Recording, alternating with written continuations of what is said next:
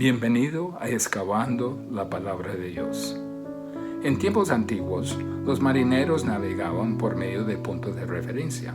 No tenía satélites, no tenía radares, no tenía tampoco GPS. Tenía que navegar por puntos de referencia. ¿Cuáles son los puntos de referencia en nuestra vida para asegurarnos que estamos todavía en camino? ¿Qué dice la Biblia al respecto? En breve comenzaremos.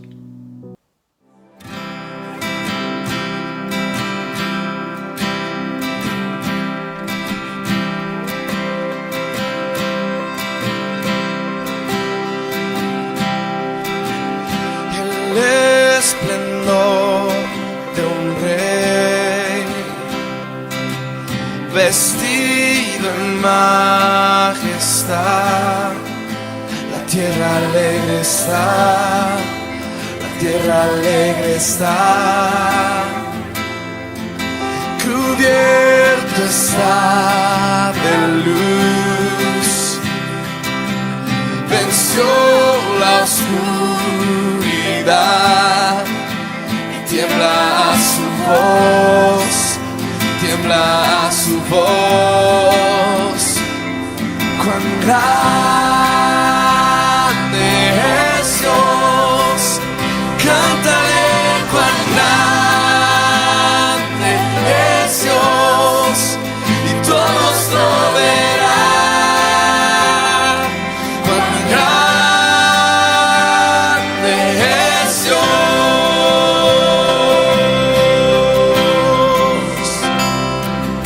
El esplendor de un rey vestido en majestad. La tierra alegre está, la tierra alegre está, cubierta está de luz, venció la oscuridad y tiembla a su voz, y tiembla a su voz. Cuán grande es Dios, cántale cuán grande es Dios, y todos lo verán. Cuán grande es Dios, cuán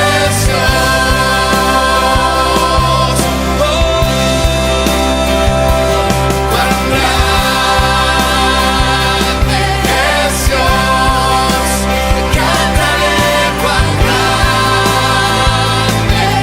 es Dios, y todos lo verán. Cuán grande es Dios.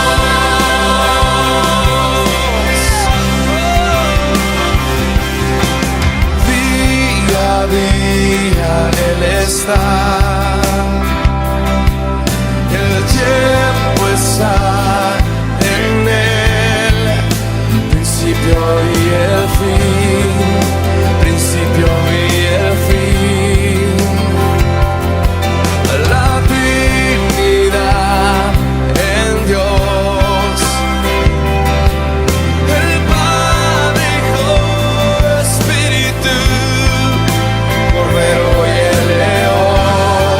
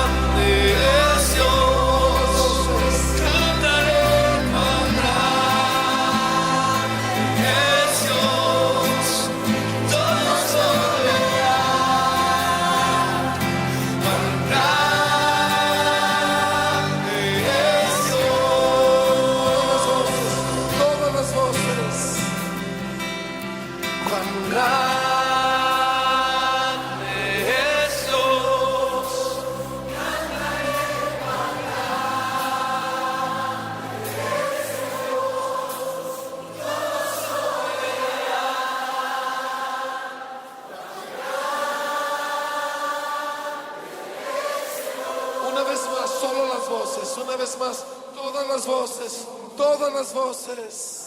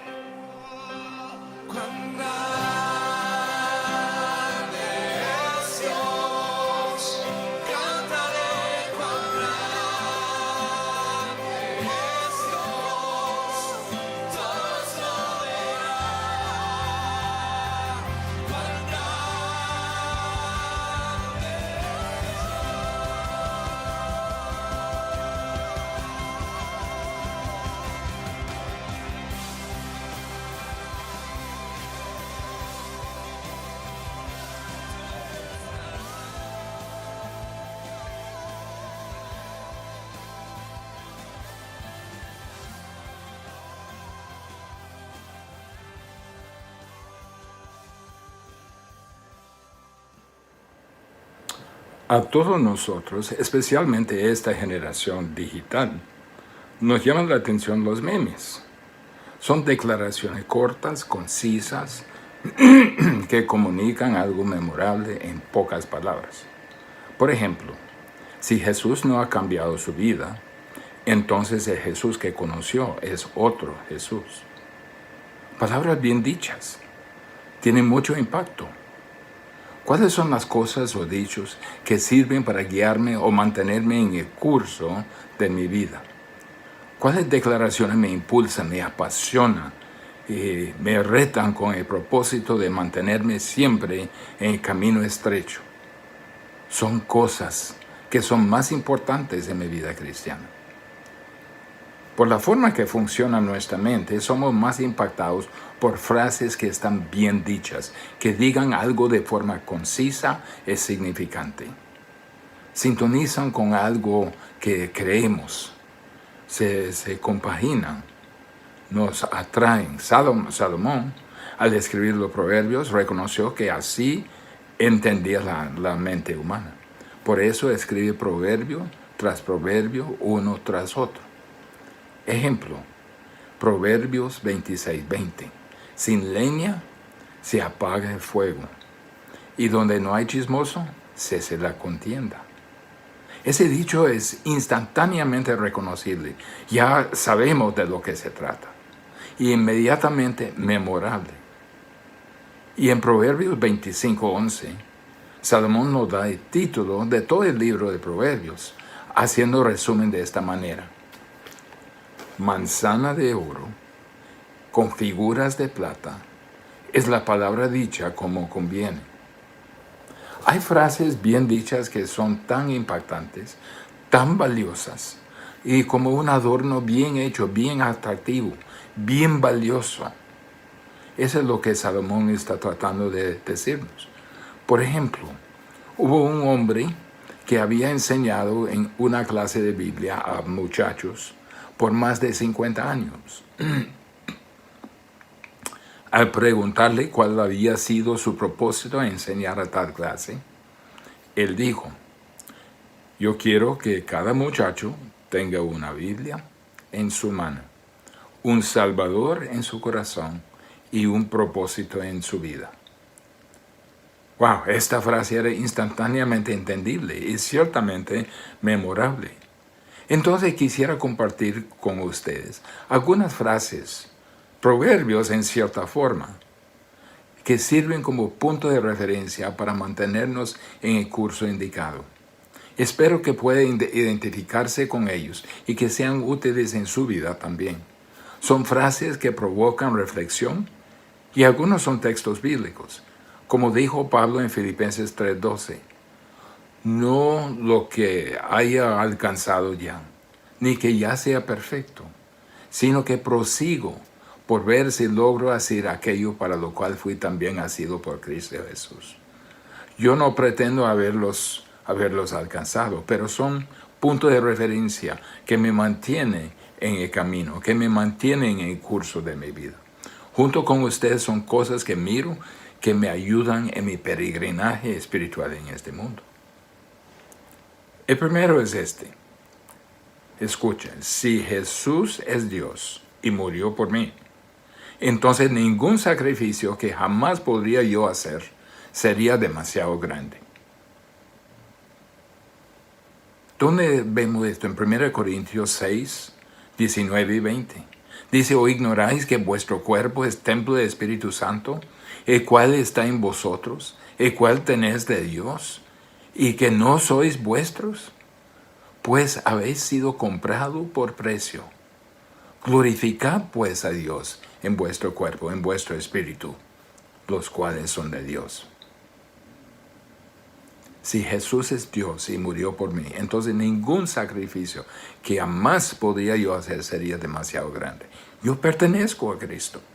Si Cristo es digno de servirle, entonces es digno de servirle bien. Así de sencillo. Y yo recuerdo escuchando la historia de 5 misioneros cuando yo era un muchacho yo mismo, que dieron sus vidas para alcanzar a la tribu de los Auca. Al leer el libro Por Puertas de Esplendor y también leer la historia de Jim Elliot, estas verdades me han enjerezado, me han fortalecido y me han retado.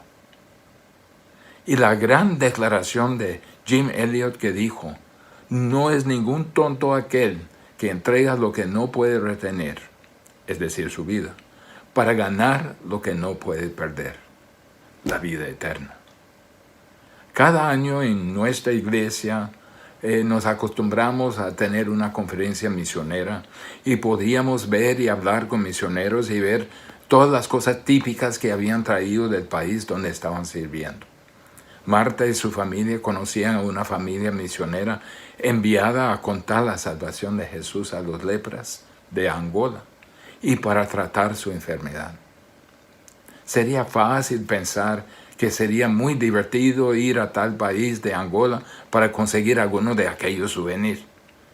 Pero no era por diversión. Pronto nos dimos cuenta. Esa familia se quedó en Angola en medio de una guerra civil sangrienta en 1970s, corriendo peligro sus mismas vidas. La palabra misionero para ellos tomó nuevo significado a pararse al lado de tumbas abiertas de muchos de sus colaboradores. Esos colaboradores habían abrazado la declaración, si Jesús es Dios y murió por mí, entonces ningún sacrificio que jamás podría yo hacer sería demasiado grande. Esta familia sobrevivió, pero muchos de sus colaboradores no. Otro ejemplo de una mujer llamada María Fischer, que cantaba muy bonito, cantaba para una obra misionera donde evangelizaba a los vagabundos de la ciudad, los desafortunados y tal vez algunos bolos también. Mientras otros les predicaron de Jesús, mire qué irrespeto a los hombres que supuestamente escuchaban. Sacaron el periódico y se puso frente a sus caras fingiendo leer el periódico.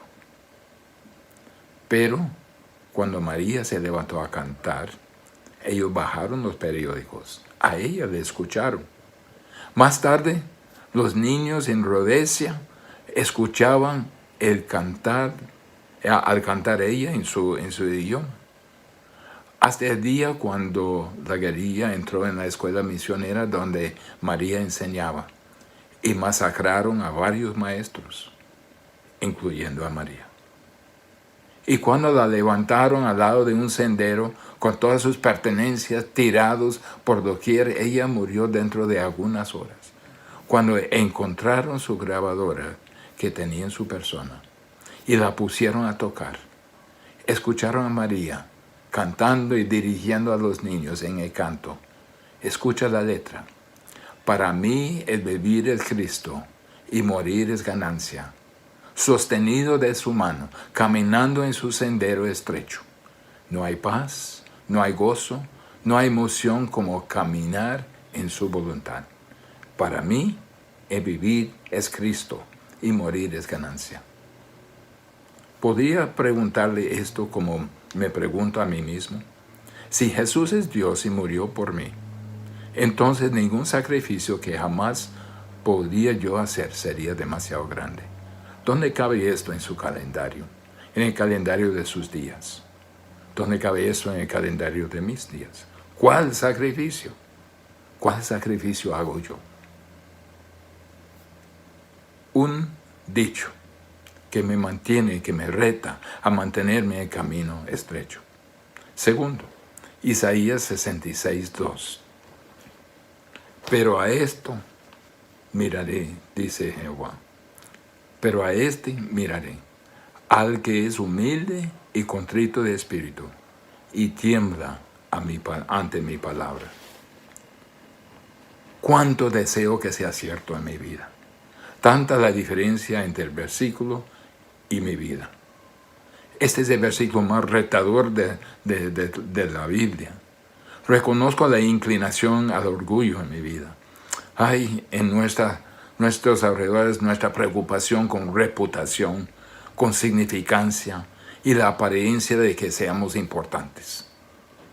Cuán lejos estamos del espíritu de Moisés, parado ante la zarza que quemaba. Y Dios diciendo, Moisés, quita tu calzado de tus pies, porque el lugar en que tú estás, tierra santa es. Y Moisés obedece. Y Dios dice, Moisés, como si fuera, tengo un plan para usted. Lo enviaré a Faraón y lo dirá, deja salir a mi pueblo. Y Moisés responde, ¿quién soy yo para que vaya a Faraón y saque de Egipto a los hijos de Israel? En otras palabras, yo no soy nadie que pueda usar Dios. Y Dios responde, ciertamente yo estaré contigo, y la señal para ti de que soy yo el que te ha enviado será este. Cuando hayas sacado al pueblo de Egipto, adoraréis a Dios en este monte. Hoy vivimos en un mundo con tanto reconocimiento, sea de forma impresa o digital.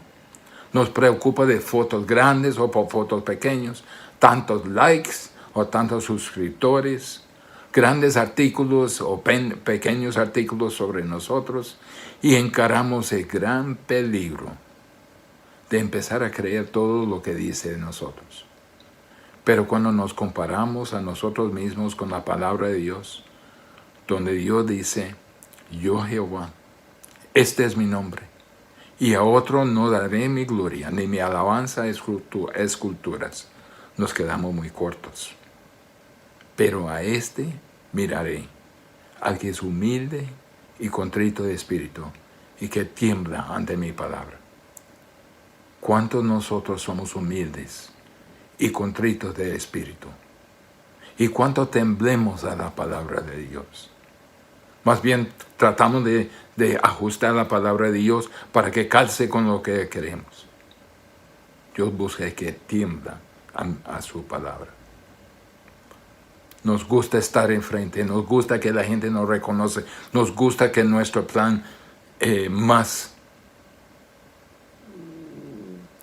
Pero expresa la voluntad de Dios. Es un punto de referencia.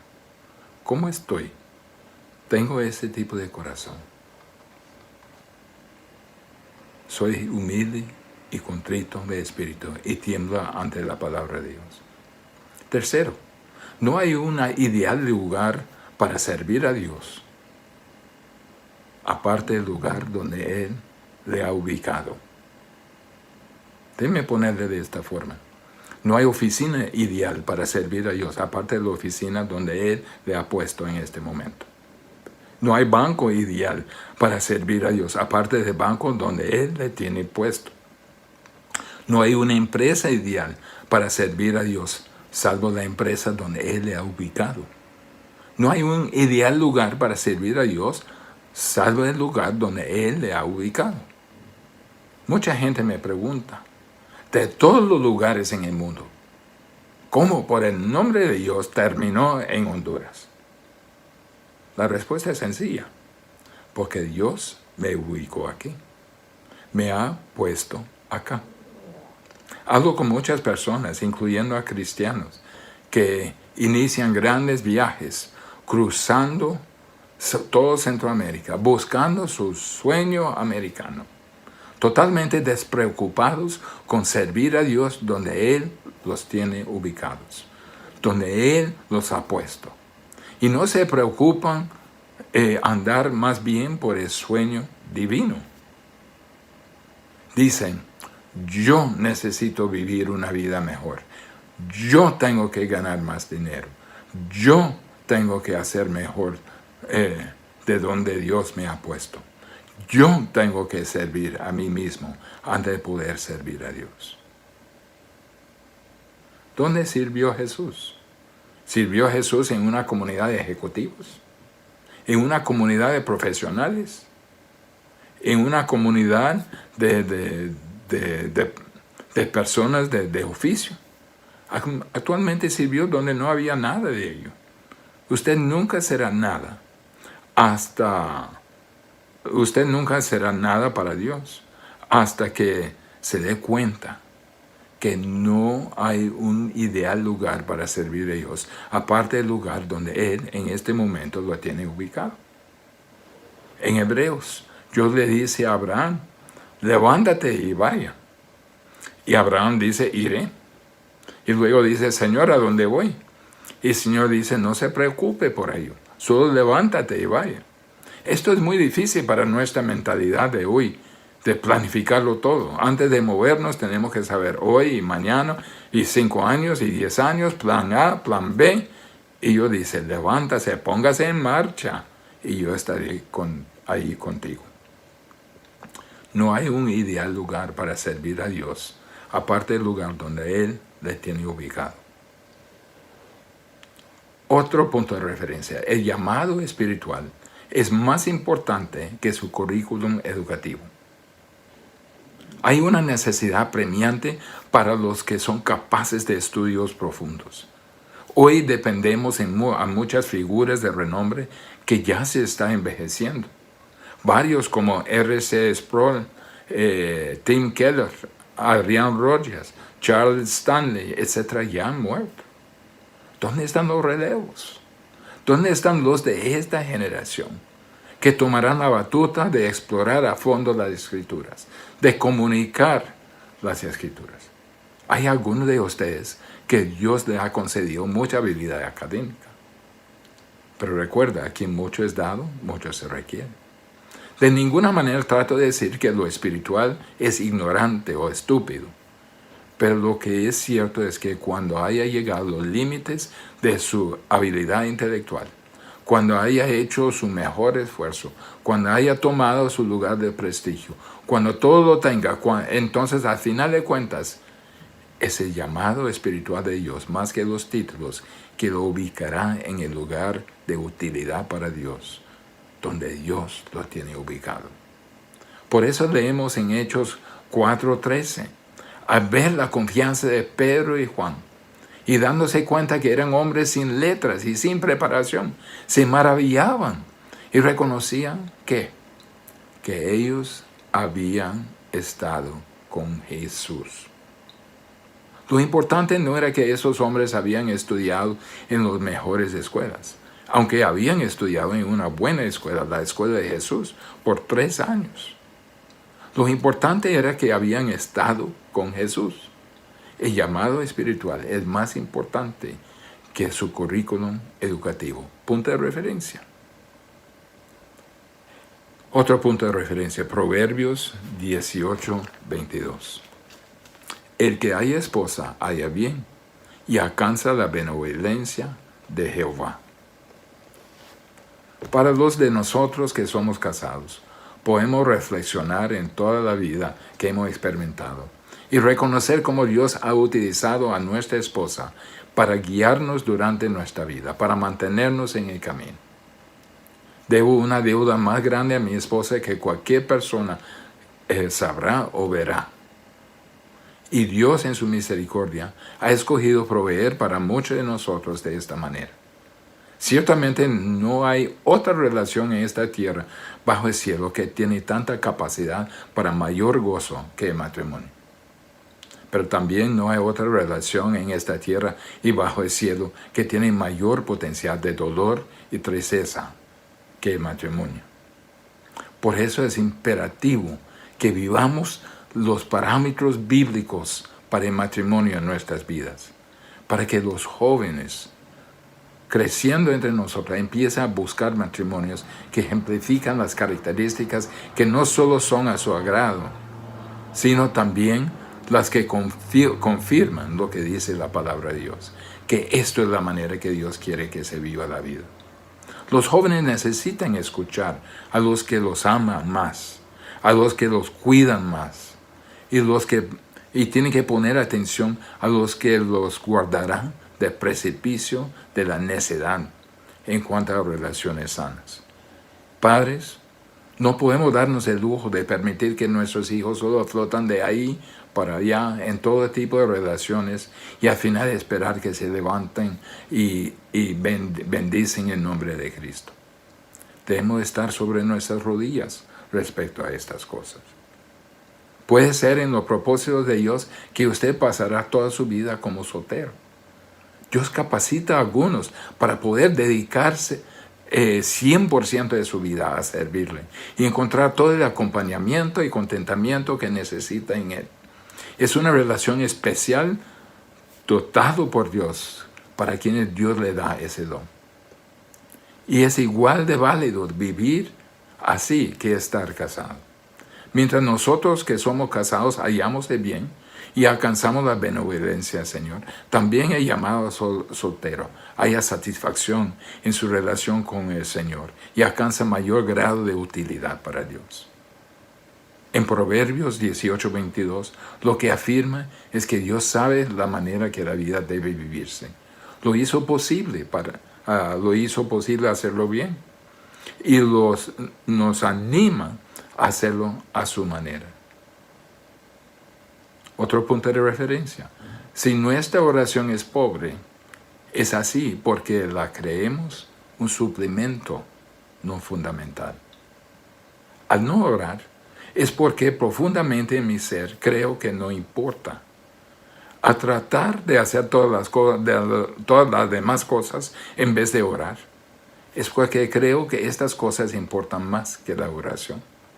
Cuando la iglesia tenga todo en su calendario, toda actividad en su calendario, y la oración es como un agregado pequeño en algún lugar, nos dice que tal congregación considera la oración como un suplemento, no fundamental a todo lo que hacen. Entonces debemos examinar a nuestra vida, tomar nota de cómo vamos con la oración, preguntar a nuestras familias, escuchar a nuestras esposas, medir el lugar de oración en familia, su presencia o ausencia. Preguntarnos dónde estamos en el lugar secreto y privado de nuestra vida. Y ver las Escrituras y darnos cuenta que Dios bendijo los esfuerzos en oración de sus siervos. Debemos asegurarnos que no solo oramos en los momentos que queremos orar, porque estos tiempos que queremos orar son tan infrecuentes y esporádicos. Escuche la exhortación de Pablo a escribir a los tesalonicenses. Estad siempre gozosos, orad sin cesar, dad gracias en todo, porque esta es la voluntad de Dios para con vosotros en Cristo Jesús.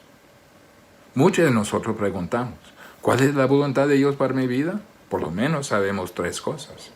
Estar siempre gozosos, orar siempre y dar gracias en todas circunstancias de la vida.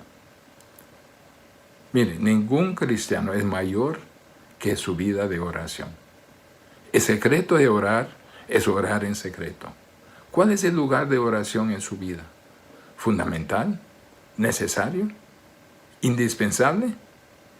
¿O solo un agregado? Un punto de referencia.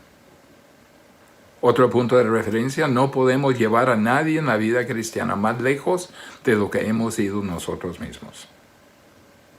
Uno no necesita estar muy avanzado, pero debe estar avanzando. Ese es un reto para nosotros. Miren Filipenses 3, 13 a 14. Hermanos, yo mismo no pretendo haberlo ya alcanzado, pero una cosa hago, olvidando ciertamente lo que queda atrás y extendiéndome a lo que está delante. Prosigo a la meta, a premio del supremo llamamiento de Dios en Cristo Jesús. El resto es ver atrás sobre los años de mi vida de peregrinaje y preguntarme si todavía estoy avanzando o si estoy estancado. Alguno se ha acomodado, alguno aquí se ha acomodado y ha dicho, esto es suficiente distancia para mí. Estoy en mi límite. He alcanzado mi límite de dar, de orar, de ir, de participar. He establecido mi normal. No voy de donde estoy. Me quedo aquí, no voy a avanzar más. Ya es suficiente.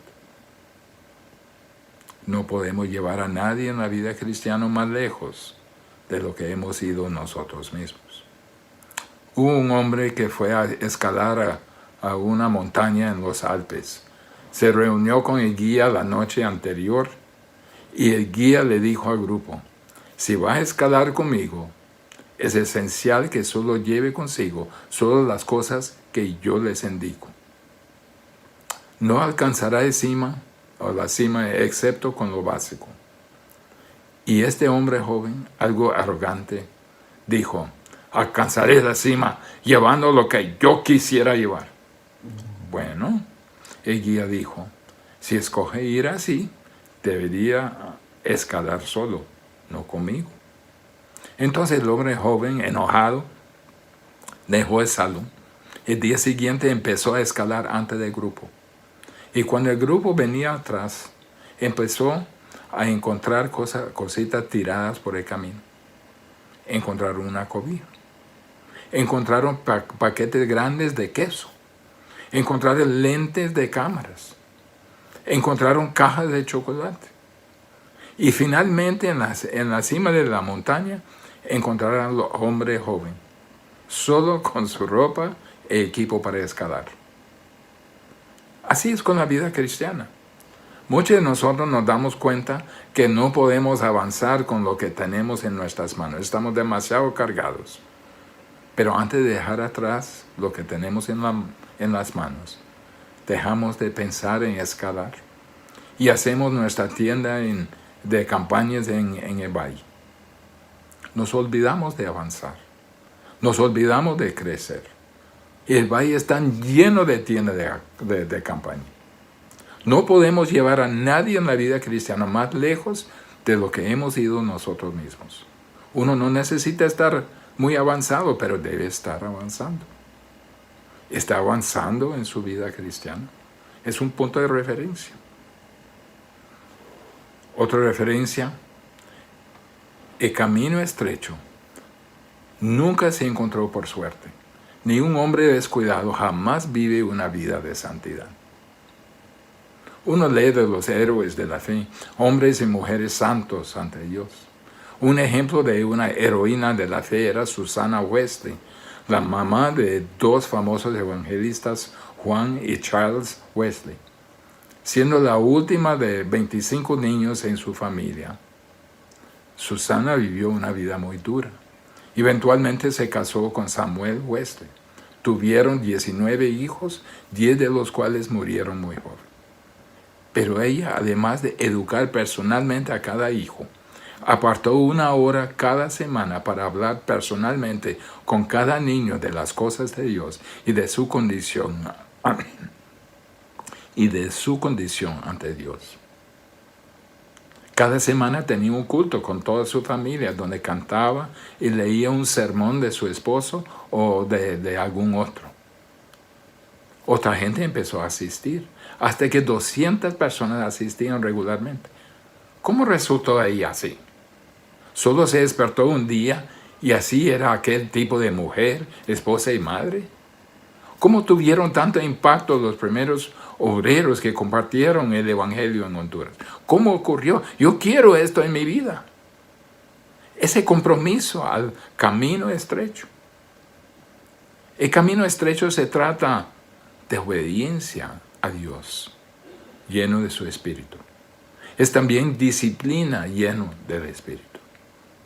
Se trata de lo que somos ante Dios en los lugares silenciosos y secretos de nuestra vida.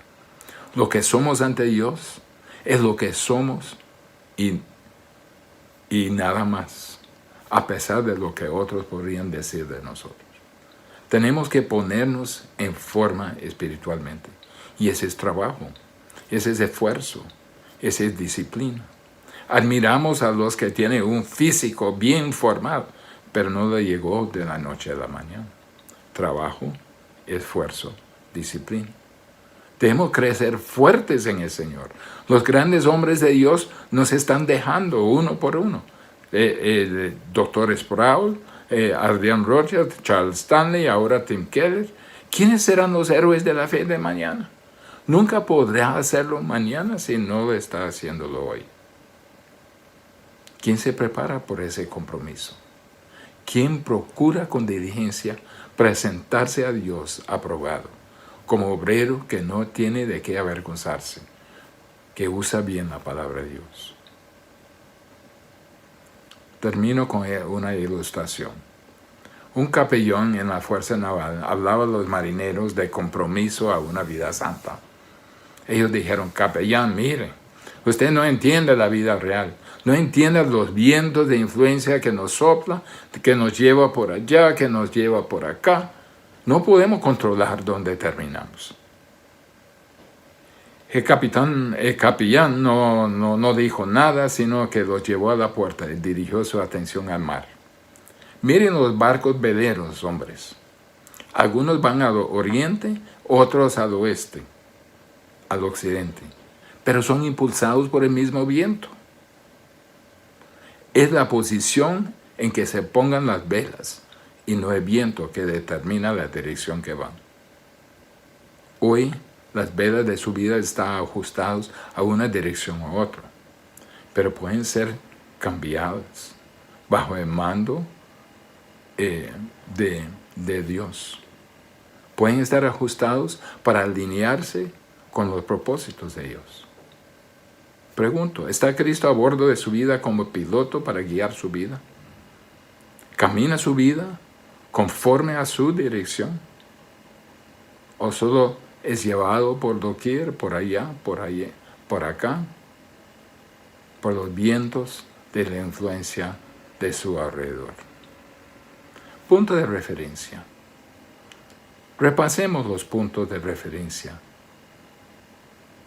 y pregúntese, ¿cómo va el curso de su vida? Si Jesús es Dios y murió por mí, entonces ningún sacrificio que jamás podría yo hacer será demasiado grande.